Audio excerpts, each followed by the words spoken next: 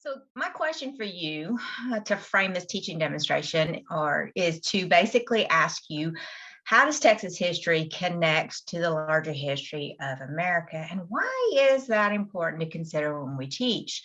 Um, Actually, Dr. Torgett was one of the people that really started me thinking about this question, because often we teach Texas history and we don't think outside the box. And we have to remember that Texas does not exist all by itself, although some people would have that and would try to convince you of that. Texas is very much connected to the outside world. And this history would not have happened without those connections. So, of course, I'm going to speak to you today about the Texas Longhorns and the cattle business and the railroads. So just a real quick background on the Texas Longhorn. This is obviously today's picture. They used to have longer bodies, shorter legs, and were not quite as stocky as we think of them today. Approximately 600 pounds on a good day, stringy meat, not the best by a very long shot, but very available. They came from the Iberian Peninsula, and they're built of Iberian stock. They were transported into the New World through Veracruz, and then they came up into Texas. They're very, very hardy. If you could have an animal this hardy, this is the one, right? This is the one you want, especially if you can make money trading it. They can kill a coyote with those massive horns that often go 7 feet. And they can go for 4 days without water. So when they're traveling, when they're being transported to different markets, that ability to go without water, although they don't like to, they can do that. And that makes them great for transporting to different markets. They eat scrub brush. They basically eat anything. They're kind of like a goat in that manner, right? They will eat anything you can find.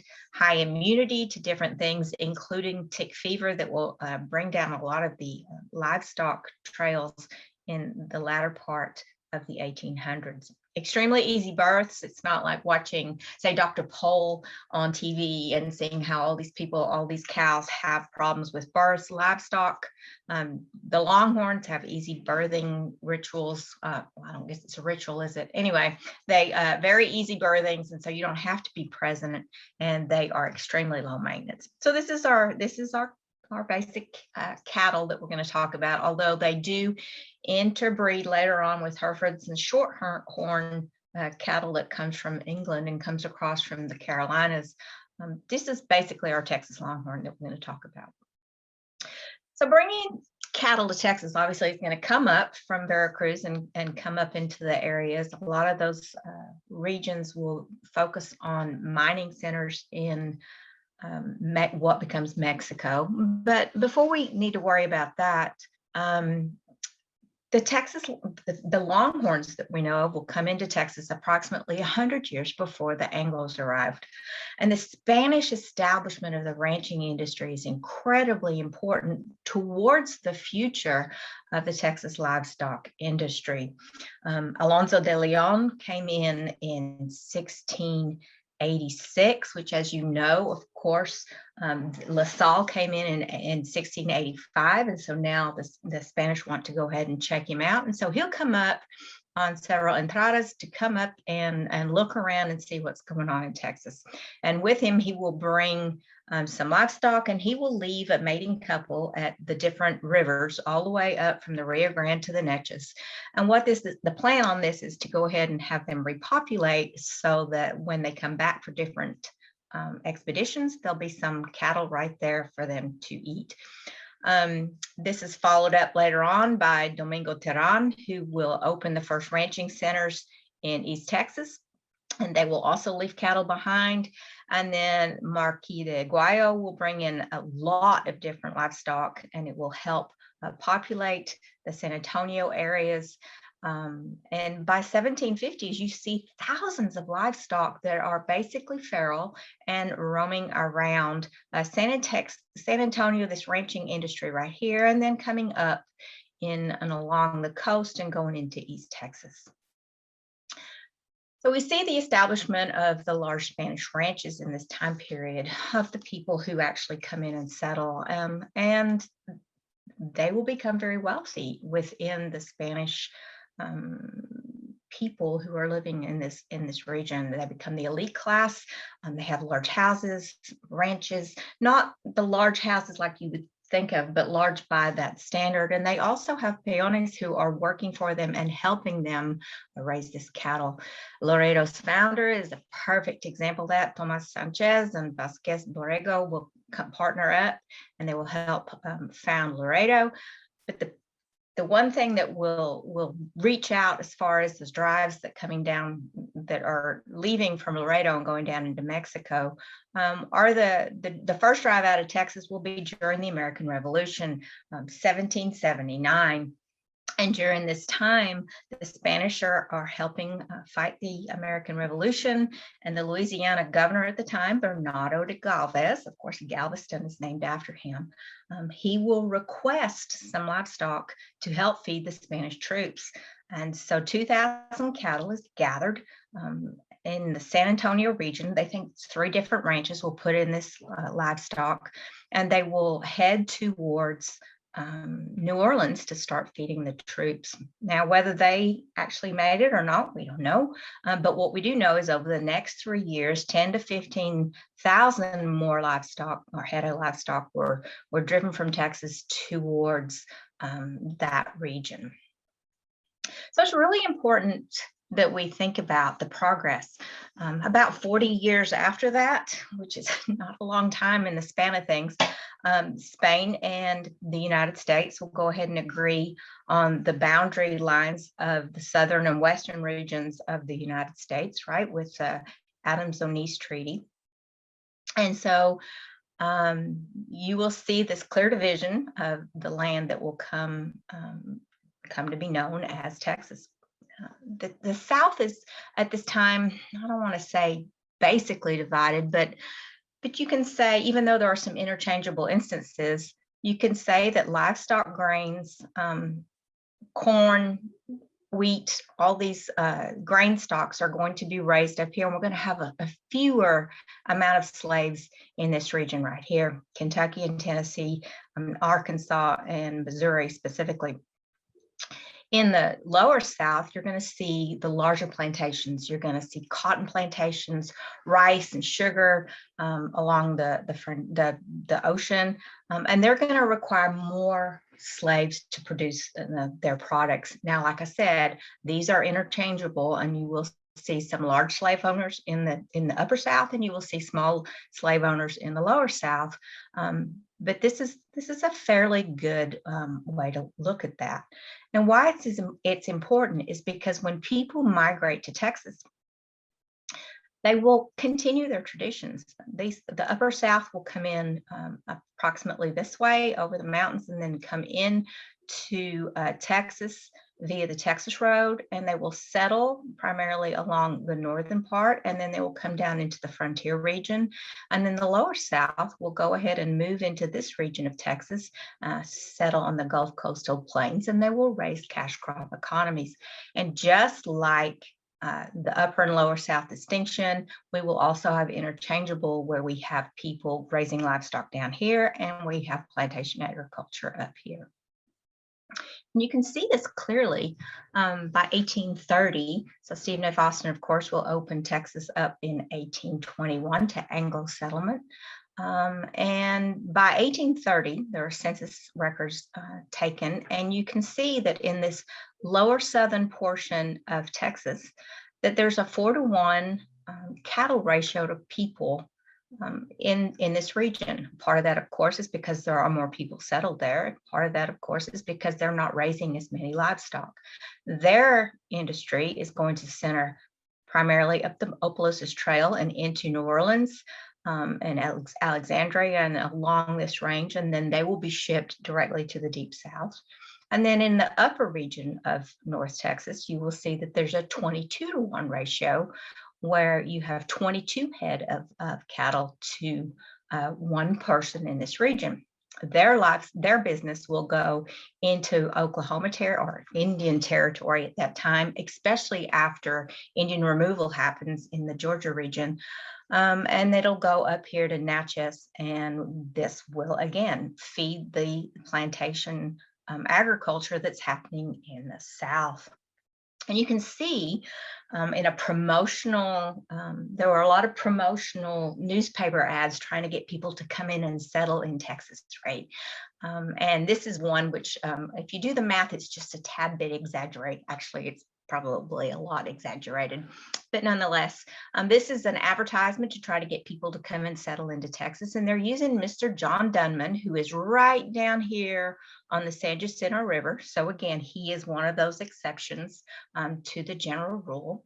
And he's settled down here on the San Jacinto River. And what the ad is saying is that in a span of 12 years, he grew his livestock crop from 33 head, and 12 years later, he has 3,000 head. Now, like I said, that's extremely ambitious mathematics, and I can't find a way to do that to make it come out right. But Dunman made an extremely good living trailing his cattle into New Orleans. And so the ad is challenging people to come in here and beat that record. It's just phenomenal. So there was already enough livestock trade. There was already enough markets in this region to support what we had in Texas, as far as they were livestock raising. Now, what happens in 1848 and 1849? Right, it's the California Gold Rush. And so when you have the California Gold Rush, you have a bonanza that speaks to Texas, especially all that feral livestock that had been reproducing out on the frontier region and reproducing and being ranched by different people who are moving into Texas. And in the beginning, California didn't really need a whole lot of livestock, primarily because there already was a lot. It had also been taken to California from the Spanish, fed the missions, and moved into those areas, and they already had large ranching centers. But if you put 100,000 people in an area within a year or so, they were going to eat their way through what livestock was there, and now there's a demand. And so Texas is going to rise up and meet this demand. And this will help build people along the frontier regions and in North Texas. And you will see a lot of people, going to California to belong to that rush, and they will travel through Texas. But also you will see the growth of the ranching industry that begins almost immediately right after the California Gold Rush. So the word is that we don't usually have a lot of markets before the end of the Civil War, and I would argue that that is completely incorrect. There were a lot of markets from Texas before the Civil War ended in 1866, when we traditionally noticed that the cattle drives began. The first notation of a cattle drive out of Texas before, not counting the American Revolution and all the other things, but the first notation where anybody claims that Anglos drove out of Texas was 1846, where Edward Piper went up and went into Illinois. We will continue going into Illinois, and those markets will go ahead and they will be transferred from Illinois and into New York. Even there's an ad that talks about Texas Longhorn making it to New York, and it had a terrible journey. They were talking about the large shadow cast by its horns would be more than the body of the cow, because it was so emaciated, it was just not even worth having. But nonetheless, they kept buying the cattle that came from Texas, so it must have been worth something. They will also, when the California Gold Rush hits, there will be jumping off points all the way down this cattle frontier, where people will come through to stock up to go to California, and they will buy livestock. So we trail livestock up to these ports right here. As I said before, Indian Territory, and then of course we have another gold rush in Colorado in 1859, and you can see the instant attraction for cattlemen who are living in this frontier region right here, and they start trucking or driving this cattle up to Colorado. And then of course we've already gone to New Orleans, Memphis, Biloxi, and Alexandria. One of the guys that went up here, and he didn't actually have the cattle. He might have had a few head, but not very many. He worked on a cattle drive. His name is William Bellinger, and you actually have a primary document we're going to talk about from him later on. And he started in Gonzales County in on May 30th, 1858. And he was working for this man, and this was his second drive. And so he went up here, and I want you to pay attention right here to what he does when he gets to Missouri, right? The obvious way to go would have been clipping it right through here and going on to Illinois, when that cattle was actually then shipped across, just like they did up here. But pay attention to this right here, because it'll come back into the story a little later. So the livestock owners of this time, the most successful within their community, were all small slave owners. They didn't own as many slaves as they did within plantation economy, where we traditionally think of a planter, or somebody who engages in cash crops, as somebody that has 20 slaves or more. What you see with the most successful men that are involved in the livestock industry, they were small slave owners. And when I say small, I mean 20 or under, with the average being somewhere between 5 and 10. Oliver Loving, who I'm writing about, known for the Goodnight Loving Trail. John Simpson Chisholm, John Wayne played him in a movie, and I won't sing the song because, well, it's not a good idea. C.C. Slaughter, who helped found the Texas livestock, I can't even remember what it's called now, the Cattle Raisers Association.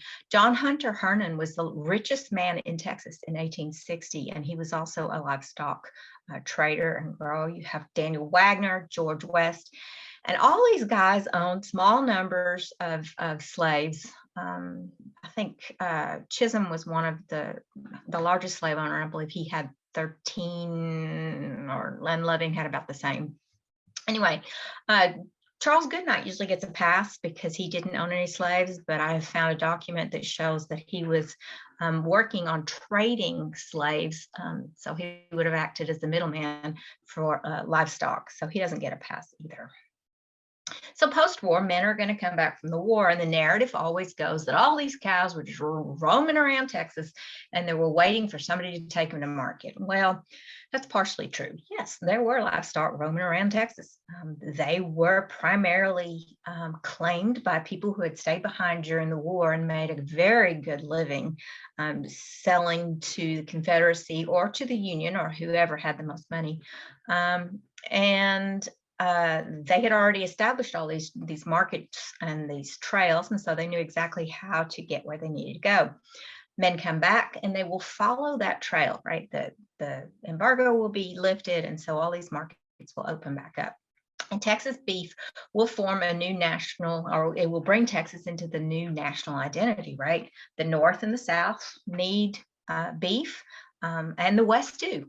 We not only do we look at Colorado, we also look at the rush in 1864, where Montana has a gold rush, and so we need to go up there. And livestock will continue to be trailed west during this time. The South, of course, is devastated. We know that. Pork used to be the #1 meat in the South, and it has either been depleted drastically or it's gone. And so beef starts to make its way into the main course. Of course, those regions over there still do their pork barbecue and think it's the best. But here in Texas, we do our beef barbecue because we have beef, right? By 1866, 260,000 head of cattle had moved north. And by 1885, we've got 5 million plus that have moved north. This is a tremendous business post-war, and it really helps propel the Texas economy because, of course, these people are bringing their money back. Now, when we talk about cowboys on the trail, I want you to remember that there were Black cowboys. Approximately a third of men who went up the trail were people of color. And a lot of them were slaves or enslaved men who had had all the training as slaves, handling the cattle, roping, branding, driving, doing all of the things that they needed to do. People who went up the trail, so this third would be people of color going up the trail. That doesn't include the men who were behind, and they were working on the ranches. It's really important that we remember that and we share that information because the movies certainly don't, do they? Those cowboys are all Anglos, and they're depicted that way, but in reality, They were people of color, and they were often paid equal to the white cowboys that were out there. So they weren't punished so much like the sharecroppers were when the slaves were freed. They were paid on their experience, not on their color. Now, as time progressed, that changed. And of course, while they didn't experience the same level of respect, they did get a degree of respect on the trails. That changed, of course, when they went into the local cow towns. This right here is Frank Chisholm. Frank Chisholm was the slave of John Chisholm, who in 1864 had 66,000 in livestock. In 1864 prices, if you go ahead and adjust that for inflation, that's over $1 million in 2017 money, which I would argue all day long is not nothing, right? And you don't usually pay taxes on a property that is not worthy. So of course, we start seeing developments in technology after the war as the different drives will go up, and I'll talk about those in a second. You start seeing technological advances. Glidden will come up in 1874, and he will design and patent the barbed wire. People are really skeptical about the use of this barbed wire. And so Glidden has a salesperson. His name is John Bet-A-Million Gates. And he goes down to San Antonio, and there's a big gathering of cattlemen down there. And right there in Alamo Plaza, he sets up a temporary exhibit where he has a lot of cattle enclosed in this barbed wire enclosure. And they make all kinds of racket and everything else. And the cattle start pushing and they can't get out of this enclosure. And so all the skeptics all of a sudden think, yes, that is the best thing since sliced bread. And well, I don't think they had sliced bread. Anyway, they thought that was great. And so they start purchasing this barbed wire, and they start enclosing their fields. By 1876, we've got nearly 3 million pounds of barbed wire that has produced. And it is being used throughout Texas, throughout the West, also in a lot of places. We also have a windmill that was patented in 1854. Of course, this is going to be used for the railroads first to fill up the railroads. The railroad cars, as they go in through, they need to have that water to produce steam.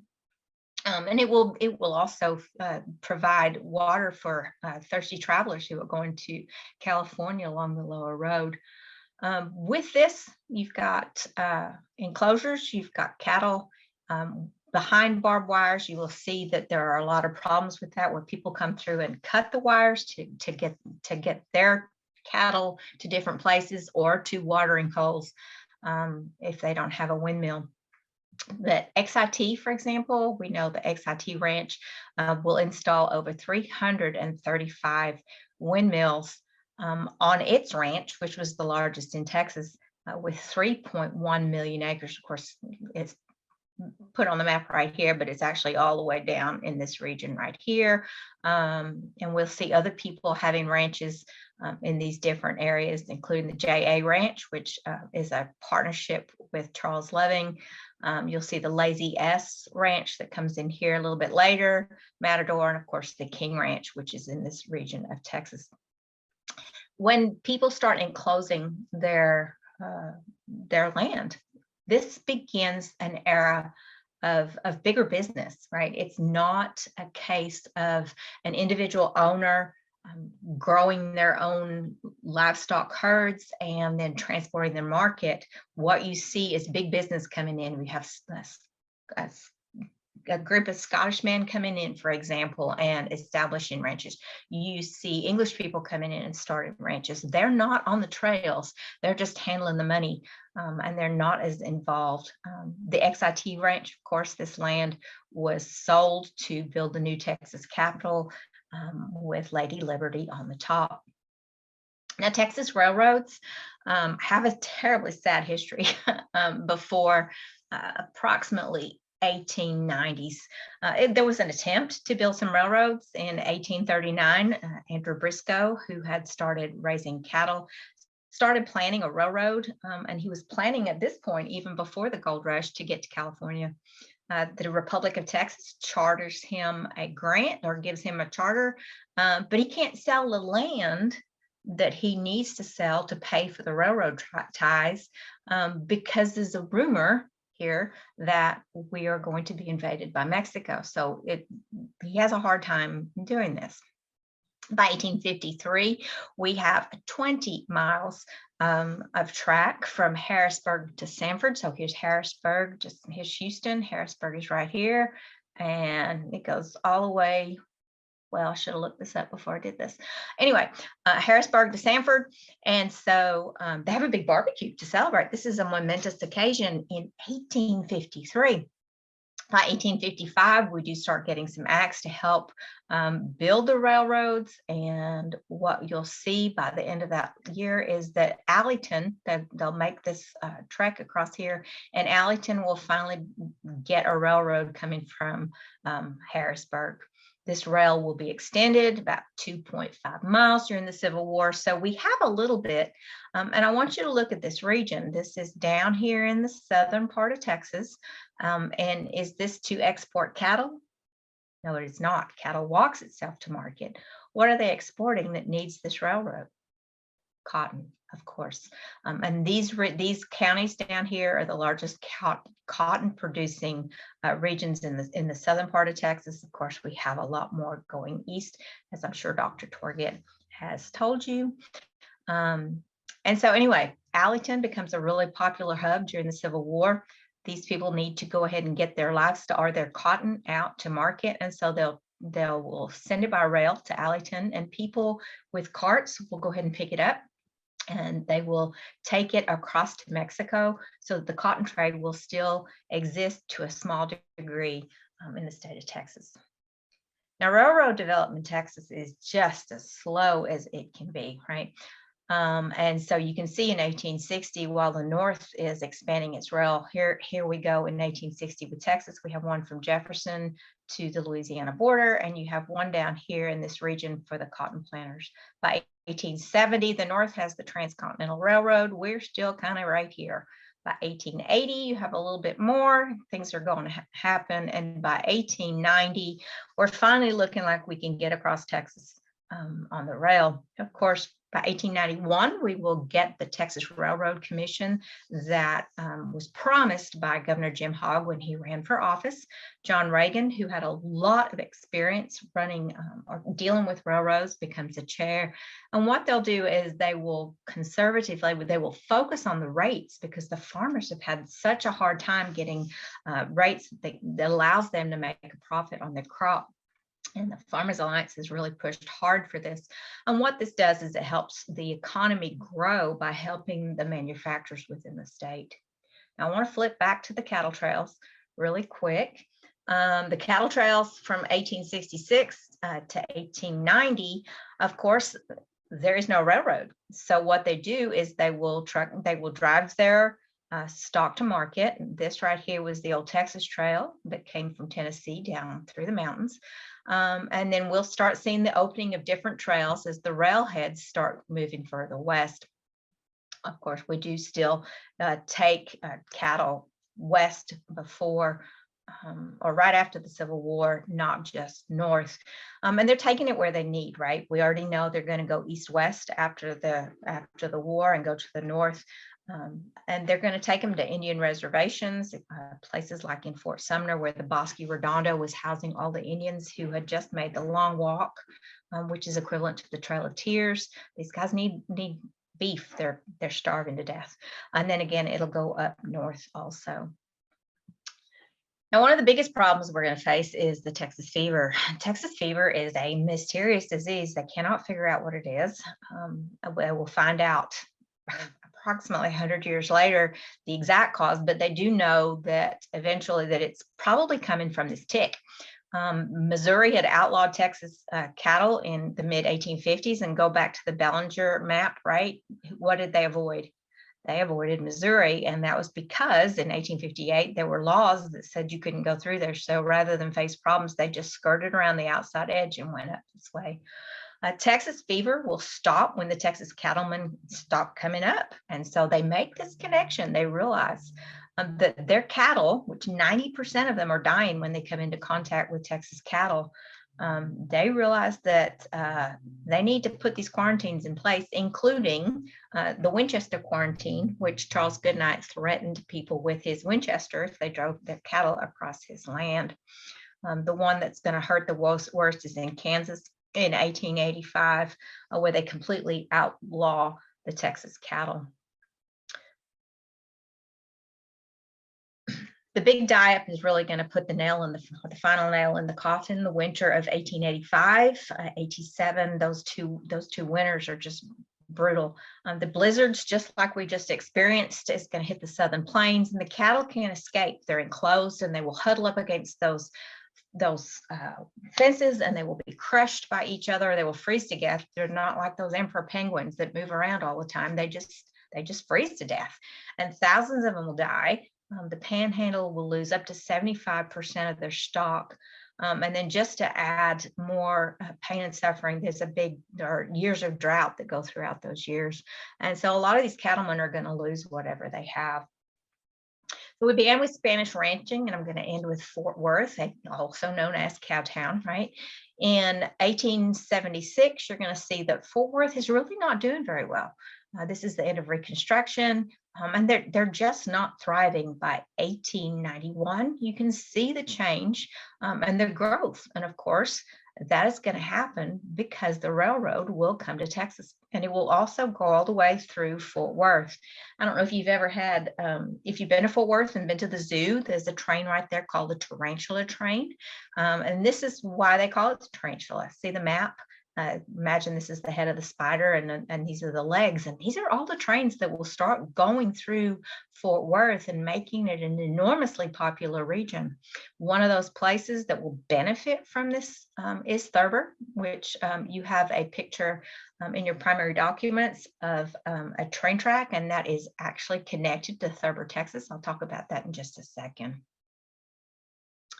So the arrival of the railroad to Fort Worth will encourage the meat production in Fort Worth itself. And so when the refrigerated cars will start coming in, and Armour and Swift will start producing and processing beef in Fort Worth, beef and hogs, by the way, Fort Worth is going to really grow and become known as the Wall Street of the West, or Cowtown, as it will. Texas is still #1 in the state, right? $10.5 billion, and it's equal to all the other agriculture within the state. 45% of the new tracks are going to be built after 1940 or 1900, excuse me. And Texas will be #1 in the U.S. by 1911. Peak mileage is going to be 1932. So in the Depression, as the Depression's coming on, we'll have 17,000 miles of our railroad tracks.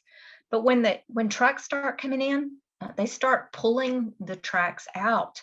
And what this does is makes way for roads and highways that we know of. And if you can see right here, the T&P road that went across Texas at the time, this is Interstate 20 now, right? The lane was already there. Let's build on it and improve.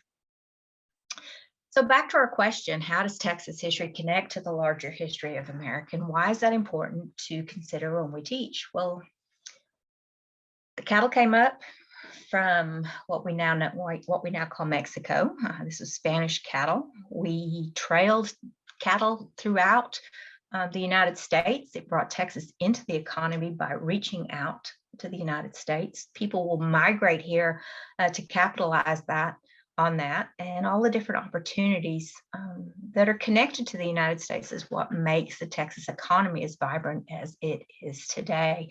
This, of course, is just a few things. There are plenty of others that I would love for you to bring up in discussion. So I will end my presentation at this point by asking you for questions.